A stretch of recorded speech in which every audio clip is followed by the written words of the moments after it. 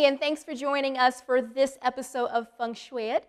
In the studio today, we have Jenn Baxter here, who is a speaker, blogger, author, amongst many other titles. But before we get started on our conversation with Jenn here, I want you to hit the subscribe button. That way you make sure you receive all of the notifications when we're dropping new videos and information for you to apply to make the best version of you. So, Jenn, thank you so much for joining us today. Thank you for having me. I wanted to talk with you today about, you have a new book out, and it's Live a Fast Life. Yes. What an amazing testimony of transformation. Thank you. And so we're going to get through some of the details of this book, because there's a lot of information that I really feel like a lot of people in our audience probably have hit some of the same roadblocks, same information, same problems, same issues, and they have no idea which direction to go in. Right. So over the course of the last 5 years, you basically were dealing with a lot of traumas. Yes. I mean, this was some severe things, some serious physical symptoms, headaches, dizzy spells, insomnia, severe allergies, muscle fatigue, pain, gastrointestinal issues, shakiness, hypoglycemia, cystic apnea, heart palpitations, brain fog, anxiety attacks, shortness of breath. I mean, this is a huge range of symptoms. Right. And not only did you have these medical symptoms, but you had a great deal of loss in your life as well, and that you had to kind of pick yourself up and redefine yourself. And so you were really suffering with some quite serious physical symptoms, and you were going to the doctor. And the doctors are kind of looking at you like, there's nothing really wrong with you. I mean, and this was completely changing everything about your life. Yes. And they couldn't give you a diagnosis. Correct. So let's start there. Let's start talking about that. They really thought something was wrong with you. Mentally. Mentally. Yeah. They thought this was a psychological issue. Yeah, it was one of those things where I knew something was wrong with my body. I mean, we know our bodies, and I could just feel like something is not right. It literally felt like my body was falling apart from head to toe. But here I was going to all these different specialists, all these doctors, and I saw a cardiologist, a primary care doctor, an endocrinologist, 2 gastroenterologists. Everybody said the same thing. Everybody said, there's nothing wrong with you, everything's fine. And on top of that, sort of to add injury to insult, they wanted to put me on antidepressants or anti-anxiety medicine. So basically they were telling me this is all in my head and that there's really nothing wrong. And it was kind of interesting for me because here I had been, like you said, through all these traumas. I had been in an abusive relationship for just shy of 4 years. My father got sick and passed away. My mother got sick and passed away. And my body had held on through all of those things, but it was sort of like when that kind of came to an end is when everything just fell apart. And so I didn't know what was wrong, and I just kept going to all these doctors, and finally just sort of, I hit a wall. I actually cried. I broke down in tears on an exam room table. And that was kind of the end of it, where I was like, I'm sick of being told there's nothing wrong with me. So really at that point is when I kind of took control of my own health and was like, okay, if this isn't working, then I'm gonna go this way. And that's where I sort of started looking into natural health and went to a naturopathic doctor and started doing some natural health therapies, and it was amazing. It was like finally I was getting all this confirmation that yes, there was a real problem, and we could start to make some progress finally. Absolutely. And now I want to go ahead and tell the audience right up front what was wrong with you. What actually did the doctors, after you found the right medical team, you listened to that little voice inside of you that said, there is something wrong with you, stand up for yourself, be empowered for yourself. Right. What did they actually find that was wrong with you? So it was actually advanced adrenal fatigue. And I say advanced because it's sort of gauged in stages. And I was kind of like right between stage 3 and stage 4. Stage 4, you're pretty much bedridden. So I was very close to that. And the easiest way to describe what adrenal fatigue is it's just when your body gets so overtaxed from stress, from trauma, that it's depleted. And basically, I was living at the height of adrenaline for 5 years. Every day in that abusive relationship, I was at the height of adrenaline because I never knew what was going to happen. And then the stress of my parents passing away, and your body sort of gets stuck there. And so then your body is always prepared for emergency. It's always, ready to, flight or fight. And, This could be on a normal day, though, when I'm just sitting at home on the couch and nothing's happening, my body is still, prepared. Just because you endured so much trauma. Yes. And I love the fact in your book you're very candid Yeah. about the violence in your relationship. And the one line that I love in your book is, and I think it's in all caps, is you say, you have no idea how you will handle this type of situation, referring to the physical abuse and the emotional abuse, until you are the person in that seat. Right. And I love that you said that, because oftentimes, as we know, domestic violence, violence within a relationship like this, even just emotional violence, we hide it in our culture. Oh, for we sure. have a tendency to just put a smile on it and go, oh, well, we just, things are just not going so great. But we don't actually say exactly what it is. Right. And you were enduring some pretty physical abuse. And the first time it happened, as a lot of people will tell us, is that they're in shock the first time. Right. You have all these great stories of, well, if this happened to me, I would do da-da-da-da-da. Right. And then it happens to you, and you think, oh God, what in the world has just happened? This is someone that I love. Because again, this is not like this was just the first date Right. and you were struck. This was years of being involved with this person. You were being involved with this person's family, His children. Yeah. Right. So I mean, there was a lot vested in this relationship, and I love the fact that you bring that up and you talk about that. Right. And yeah, so, and I did want to mention that because, like you just said, I think a lot of people try to project themselves into that situation and say, oh, well, if that ever happened to me, I would, be out of there the first time it happened. Well, don't you think I thought that too? I mean, of course I did, but it's something that happens very subtly over time. By the time it even comes up, most of the time you're very invested in this person, you're in love with them, and so your brain kind of has a hard time sort of figuring out what to do with that, because you always picture it's going to be, I guess, like this evil person and not like the person that you love and that you enjoy spending time with. So that is why I kind of wanted to at least mention that while I was telling my story, because you don't know what you're going to do until you get into that situation. And I'm a fixer by nature. My mom was a fixer and I'm a fixer. So I wanted to fix him. I wanted to make everything okay. And that's kind of what tends to happen, I think, is that women stay a lot of times because they're trying to fix it and they think it's going to get better. And unfortunately, it didn't for me. And so not only did you have the abuse in the relationship, we have the loss of not one parent but two parents. Yes. And I mean, this would be a lot for most people to deal with the loss of one parent. Right. You're dealing with an abusive relationship, then you lost your dad, and then you turned around and lost your mom. And we want to know why you went into adrenal fatigue. Right? Right? I'm surprised that it was even functioning at all at Absolutely. that point. I mean, that's pretty amazing to say that the body is quite that resilient to be able to handle that much stress. And you lost your father. Can we talk about that? Just how did you lose your father?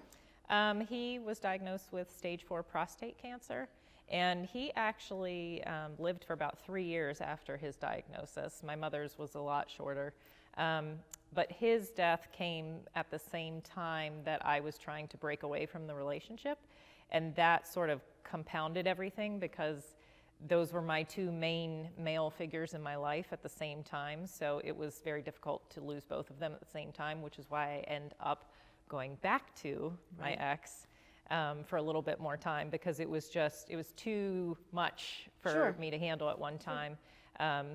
But yeah, he had prostate cancer. He went into hospice, and I was right there front and center, seeing a lot of things, hearing a lot of things that, they unfortunately stay with you, those images and those sounds and things that you go through when you're in a hospice experience.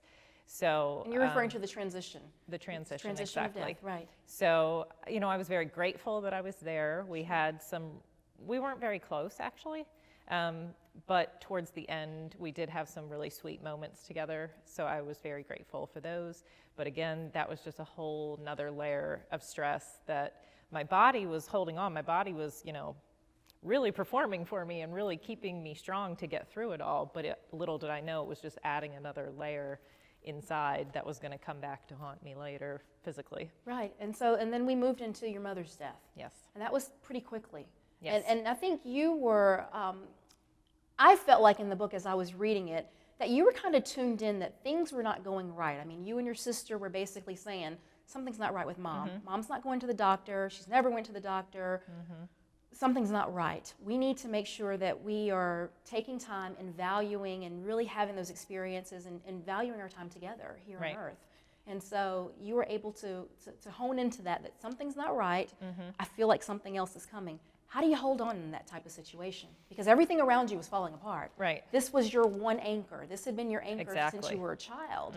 And now you were facing, I don't know what's going on, but it feels awfully similar to loss. That was, for me, the most difficult part of this whole journey was my mom, because we were like best friends. We were attached at the hip, and you know, we did lots of little weekend getaways together, and we, you know, went out shopping together and would stay on the phone for hours. So yes, she was definitely my tether, and I just felt like every time I would just start to get my head above water is when something else would happen. So I really feel like I had just started to sort of recover from my father passing away and from the relationship when she got diagnosed. So it definitely was another hit.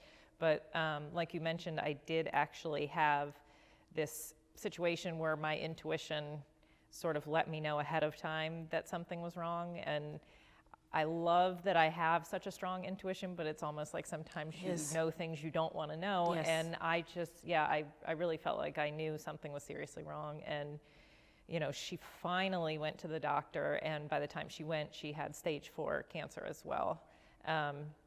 So really hers was much more aggressive and much quicker than my father's. She was diagnosed in March of 2013, and she passed away in September of 2013. So it was really only about a 6-month time period. Right, that you got to say your goodbyes. Right. And really prepare for yet another loss, another trauma. And so everything kind of falls apart against you at the same time. And you are stuck with the point, I feel like it's the crossroads in your life where you're saying, either I pick myself up and I continue to move, or I'm going to sit here and wallow in my own grief and probably wouldn't still be here. Right, absolutely. At the rate you were going. And so you spend an entire chapter in your book talking about clutter. Yes. And I love that because basically I saw it as you were saying, listen, I've got a whole mess in my life now. I've got to clean it up. Right. And so the fact that you spent all this time talking about clutter, and of course in Feng Shui, that's like the golden rule of Feng Shui, getting rid of the clutter, right? No matter what the clutter is, no matter what the debris is, whether it's energetic or it's physical, we need to get rid of it. And so what did you learn by going through your belongings? Because you talk about this process of letting go of the clutter. And so what did you learn as far as things that were sentimental? I love the fact when you talk about pictures, because that was something where I was going like, oh my God, she's going to throw away a picture. Who does that? You know, but it made a lot of sense after you talked about it. So let's talk about that. When you were in the process of getting rid of your stuff, how did you start to realize what was valuable and what was things that we can kind of pass on in life? Well, this actually sort of all, I feel like, came together at the exact same time for a reason. I feel like this was all divinely driven. I like to refer to it as God stripping down and cleaning up my life. So I had gotten to that point, like you said, where I was just emotionally depleted, spiritually depleted, physically depleted for sure.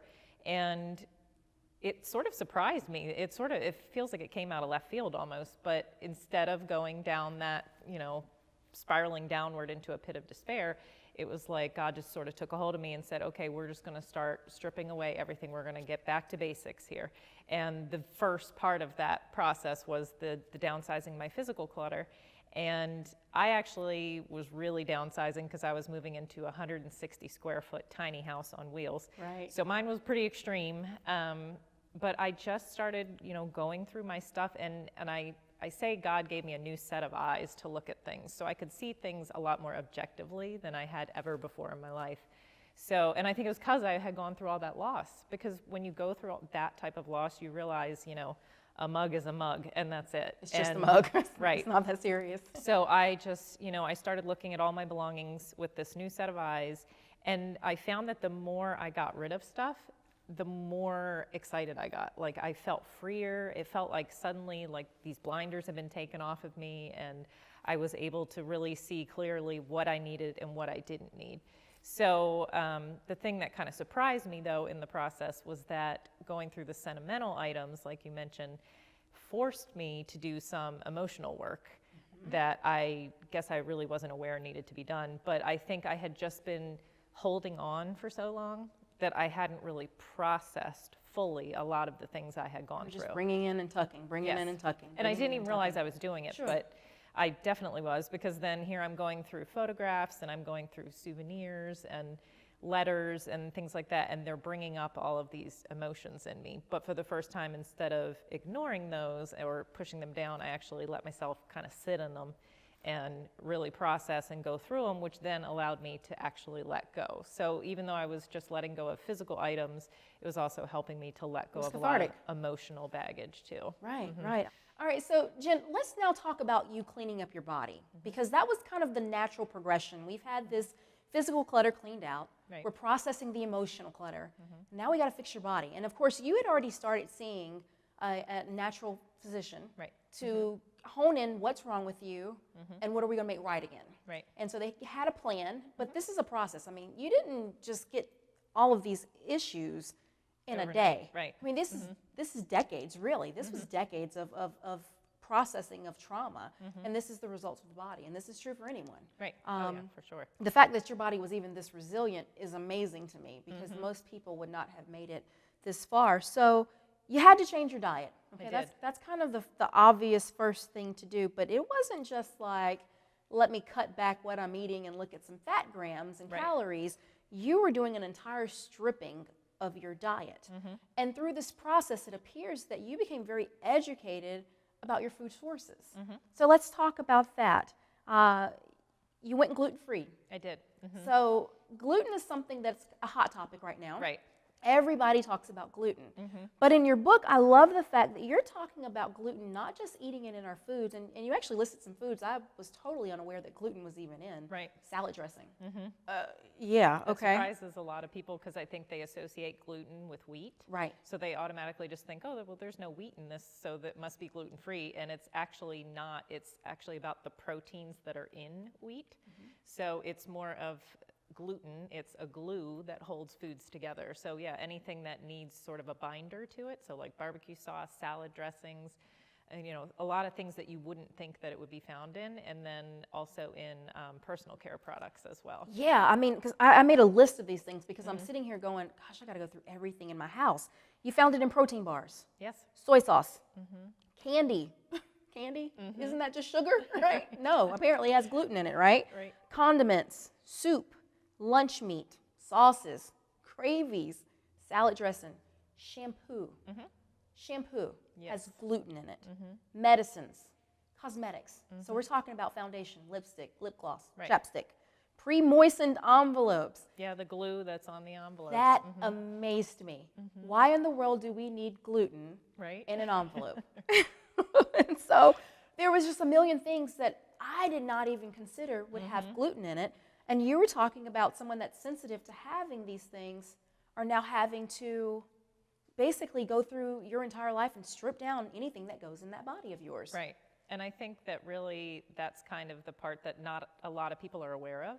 And I know I wasn't myself. So I, did this major stripping down of my kitchen and, thought I had done all the work. And then here I find out, oh, it's also in my bathroom cabinets and it's in my shower. And I was actually really surprised to learn that. And, thankfully I had a friend who was a few steps ahead of me on this path of health. And she was kind of my guru that sort of helped me along. And she was the one that first said, have you checked your moisturizer? Have you checked your face cleanser? And I was like, oh, you're being silly. And I went in and flipped it over, and sure enough, on the ingredients, it says wheat gluten. Wow. And of course, anything you're putting on your skin, on your absorbing in is that being bloodstream. absorbed and going right into your bloodstream. So you really have to be mindful of what you're putting on your body as well as what you're putting in your body. And the thing that amazed me was when you talked about our federal laws regulating the safety of cosmetic products. Right. 1938. Yes. Okay, this is my grandparents' birthing time, right? Like this is the period they were born. I mean, we're right after the Great Depression. Is the last time that our federal government actually regulates the use of these, what's in our cosmetic. Right, and so there's a lot of products that are listed as being natural or all these other things. And that's in all fact, marketing. It's marketing. Yep. And that's the one thing that I want to leave our audience with is understanding it is your responsibility to take power of your life and of the things that you have around you and ensure is this okay? Is this not okay? Right. And to what degree am I willing to allow this in my life? Mm-hmm. So I love that. And so the next thing I want to back up, because you then have a chapter that you devote to emotional cleanup. Yes. Now, of course, as we're doing the physical cleaning, we notice that you're having these emotional things that you're starting to kind of purge and process the emotions. But then you made it a specific point. Yes. I got to clean up the emotional. This was kind of like the last step in this transformation. We had a diagnosis. We had a plan of care. We had treatments that were really healthy treatments and empowering treatments. We found out we don't have any psychiatric issues going on. Right. We got rid of the toxic relationships. We cleaned our home out for all the physical stuff. We fixed our body for the things we're adding to it. Now the last step is this emotional step. Right. And this is the concept that you talked about with bucket list living. Yes. I love this. This is actually something I decided that I was going to incorporate in my life now. Awesome. I love this. Bucket list living. Tell the audience what that's about. So the term bucket list living is just something I came up with for intentional living. So, I watched my mom literally run out of time. I mean, she was planning to do things that fall. She was saying, oh, we're going to have Thanksgiving at the beach, and, I'm going to drive a VW Beetle convertible. And so she still had these plans, and it just went so fast. She ran out of time. And, we always hear these things. We see the bumper stickers. We see the mugs that say, live in the moment, or, the songs, live like you were dying, but you don't really take it to heart. Sure. And because people don't want to think about that. They don't want to think, well, I don't really know how much time I have. But I don't want it to be a negative thing. I want it to be a positive thing, that you don't know how much time you have, so why wouldn't you want to live as intentionally as you can right now? And so the bucket list living concept is just that instead of making this list of things you want to do later, that you want to do down the line, start doing those things now intentionally in your life. And even if you can only do little tiny things right now, that's still something. And, I like to tell people that think they don't have the money or the time to do it, if you really sit down and you look like how much time you're spending on Facebook or how much money you're spending on coffee at the coffee shop every day, there's always room in your schedule and in your budget. You just have to make these things a priority and really, make them happen right now instead of waiting until later, because you don't know when later is going to be. Absolutely, absolutely. And the role of meditation, prayer, Yes. affirmations. You started adding this stuff in, not just on surface value, but as an intentional practice in your daily life. It was kind of like one of those things where, and I talk with a lot of people about this, with meditation and prayer. They think, okay, I get up in the morning, I say my prayers, and I read a good little sentence that makes me feel good, and I've done it. And in fact, when we're talking about implementing meditation and prayer and intentional living, that is something that you schedule in your day, like you schedule your personal hygiene in the morning, or your commute time to work, or your time to prepare meals and eat it. It's actually putting aside time to rejuvenate yourself, to refocus yourself on your life's purpose. And so let's talk about what you did with your meditation and prayer and your affirmations. Yeah, and like you said, it is very much an intentional thing. It's not, I'm not talking about sitting down and reciting, certain words over and over again or something like that. It's very much an intentional practice. And what I would do is, I would have my time in the morning where I would do my prayers, and I really would, kind of incorporate that with the meditation, and the purpose being that I would take all of this stuff to God. And, not try to carry it all myself. And, really, like when I say meditation, to me, I was doing what I call active meditation. I have no idea if that's a real term or if I just came up with that. But it wasn't, just sitting there and trying to clear my mind. It was actually me visualizing, you could pick a different scenario, but I would say like the beach. I'm walking on the beach and I'm picking up shells. And if I had some issues that were just bothering me that day, maybe a coworker said something to me, or I was worried about bills, then I would visualize myself putting those issues into a seashell. And then, symbolically in my mind, throwing that seashell into the ocean. And that's me giving it back to God and saying, He's going to help me carry this. I don't have to carry all of this. So that was really kind of where the prayer and the meditation came in. And then the affirmations were kind of funny because I had always thought those wouldn't really work for me, because I thought, I'm not going to believe myself, I'm going to say these flowery statements and I'm just going to be like, yeah, whatever, I'm not going to believe it. But I realized it wasn't even so much about like trying to convince myself of something. It's just about reprogramming your thinking. Because if you think a certain way for a really long period of time, your brain's just going to become automatic. So you have to consciously try to change that programming in your mind. And so by doing the affirmations every day and just sort of reciting them to myself consistently, it would start to reprogram some of that negative self-talk that you were having that was really creating the life that you were living in, your experience. Very much. So how do you now use your experiences to help others? Because you're a pretty busy woman. You're a hard person to catch up with, right? Yes. So what are you doing now to help people by sharing your story? So really that's where the whole live a fast life concept came from. You know, I feel like God just sort of gave me the whole thing at one time, and it was fabulous, abundant, simple, and tiny is what that stands for. And I just felt like after I had been changed in such a significant way that I had a responsibility almost to then go out and share that with other people. It was not even necessarily a choice. It was like I just felt compelled to go out and help other people because I felt like the blinders had been taken off, and that by simplifying my life and cleaning up my life, I was having so much more joy and peace in my daily life now than I ever was even before any of the bad stuff happened.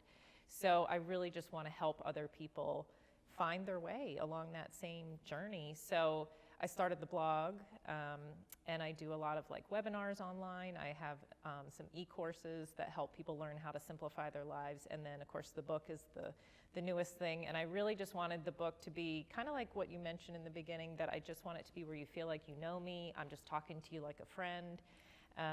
You know, I'm not trying to say I'm the expert on anything. I'm just sharing my experience and hoping that you can take whatever part of that helps you in your own life. And sharing your experiences, you know, I have to mention your tiny house. Yes. Because you were actually on the show Tiny House. Yes. And you said it was 160 square feet. I think my car is bigger than that. I know. Seriously. And so your message got out in a big way because it wasn't just about the tiny house movement that was happening, but people started probably always asking you, why in the world would you want to move to such a tiny space? Right. And it opens that dialogue to be able to share your story. So Jenn, again, thank you so much for coming and having this conversation with me. I know you're going to help a lot of people with your story. Good luck with your new book, Live a Fast Life. Fantastic book. Everyone should go out and grab that. Stay tuned and make sure that you watch our next DIY Design Innovation tip and our Wonder Why Wednesday question.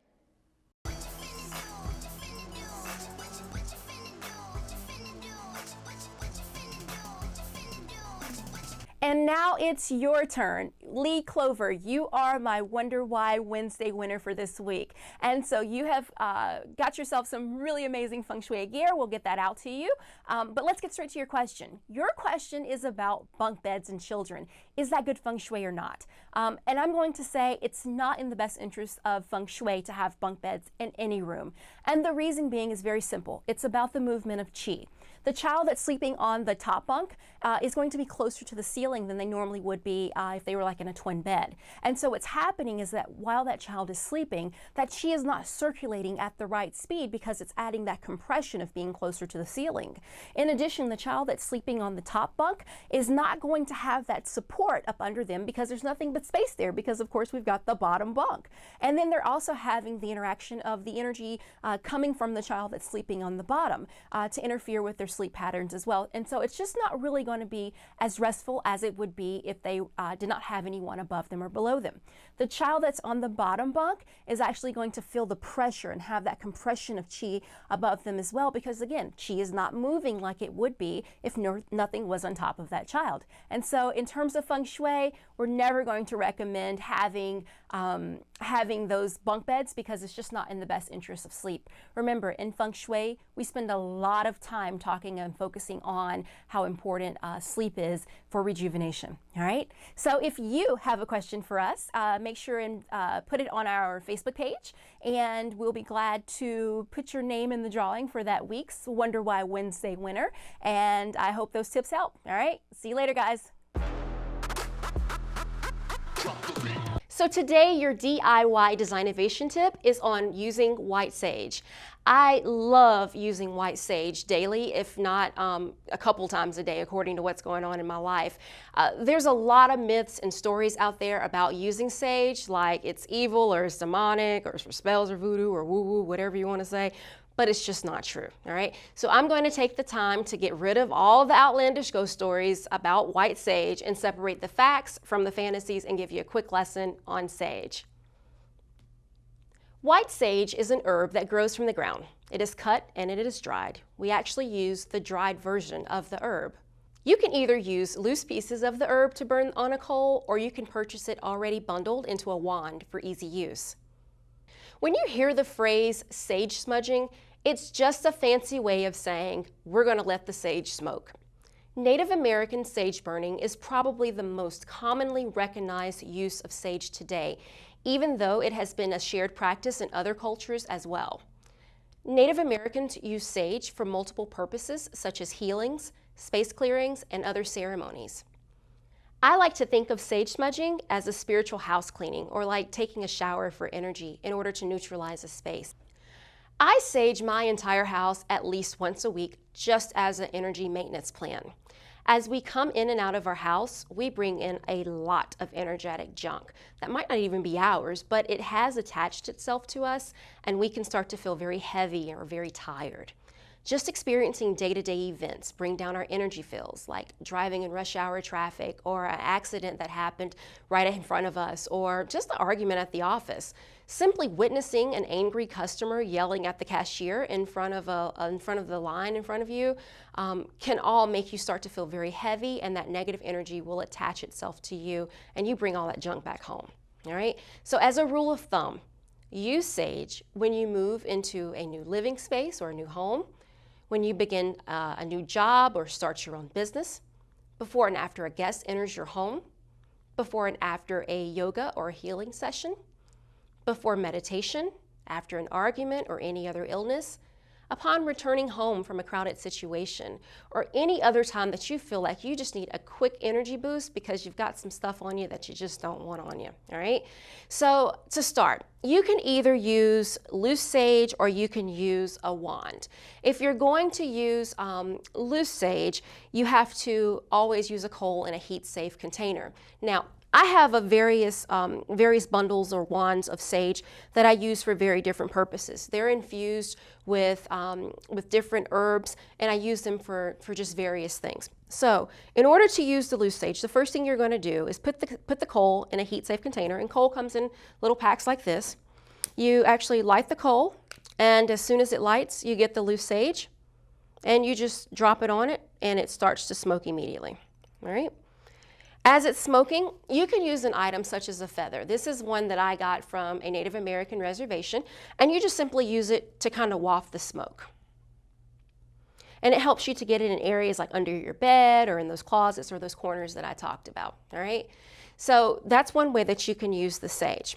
Another way that you can use sage is with a wand. So to use the wand, you simply light it, and you can either lay it down in a heat-safe container like this one. You can just lay it down like that, or you can hold it in your hand. Just be careful because the little pieces of burning sage can sometimes fall off, so as you're moving around, they're actually still lit, and it can burn things like your carpet or your furniture. Once your sage is smoking, the first thing you want to do is sage yourself so that you don't leave any energetic debris throughout the house. And just let the smoke just come all over your body. Don't breathe it in directly, all right? Just let it lightly pass over your body. To use sage in the house, start at the front door of your house and walk around in a clockwise pattern throughout all of the rooms of your house. Walk into the corners of each room, waft the smoke behind doors, under beds, and around all the other furniture. Pay particular attention to places that don't normally get much natural light, as these areas seem to accumulate negative energies. Focus on burning sage on gateways and high traffic areas. Our gateways in our home are the places like our windows, our doors, or closets or hallways, okay? As the smoke moves through the room or over a surface, the smoke attaches itself to any heavy negative energy that may be within that space or object. As the smoke clears, the spirit of white sage carries with it the negative energy that was once attached back up to the spiritual light. This heavy energy then becomes released so that it may regenerate into something positive. You don't need a lot of smoke, okay? It's not fumigating the space, it's just cleansing it, so don't go overboard. But you do want a little bit of smoke to reach all the areas of your home. The smoke from dried sage actually changes the ionic composition of the air, and you can have a direct effect on reducing your stress responses. You can make your sage burning ritual as simple or as elaborate as you want. The only thing you must remember, as with any energy project, is that you must set a positive intention first and remain focused on that intention throughout the process. And that has been your DIY Designovation tip.